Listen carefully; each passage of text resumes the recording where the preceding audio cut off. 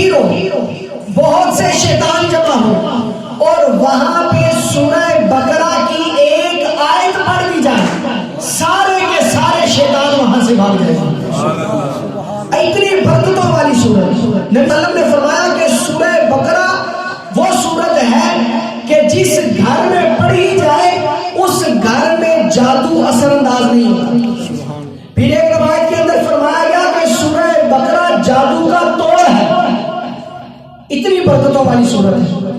آج ہم غور کریں، ہمیں تھوڑا سا کوئی ہمارا بڑا قریبی ہمارے پاس آ کے بیٹھے نا تو ہم پھر اسے بتاتے ہیں یار یہ بھی مسئلہ ہے، یہ بھی پریشانی ہے، یہ بھی معاملہ ہے، لگتا ہے کسی نے جادو کر دیا، لگتا ہے کسی نے تعویذات کر دی ہیں، لگتا ہے کسی نے کوئی جو ہے نا عملیات کر دی ہیں۔ پھر بندہ پوچھتا ہے ہاں بھائی قرآن پڑھے ہوئے کتنی دیر ہو گئی؟ قرآن تو رمضان میں کھولا تھا، اس کے بعد کا یاد ہی نہیں۔ رمضان کے رمضان ہی قرآن کھولتے ہیں تبھی پڑھتے ہیں، ویسے نہیں پڑھتے۔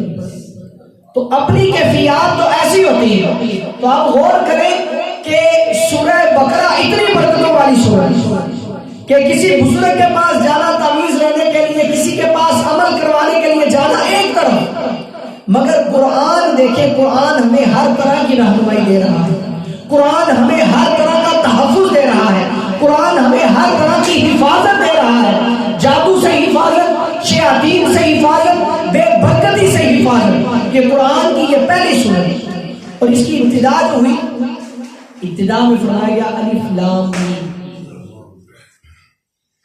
یہ حروف مقطعات ہیں۔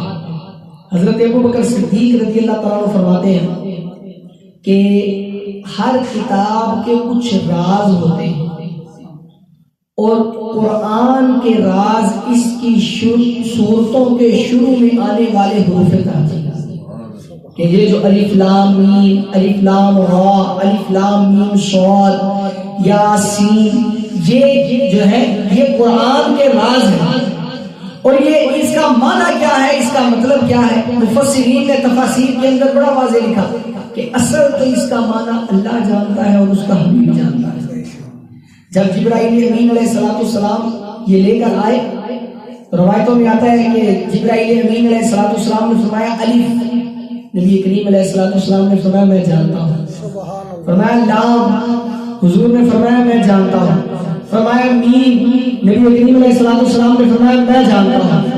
جبرائیل امین علیہ السلام نے کہا یا رسول اللہ اس کا مطلب تو مجھے بھی معلوم نہیں، کہا یہ میرے اور میرے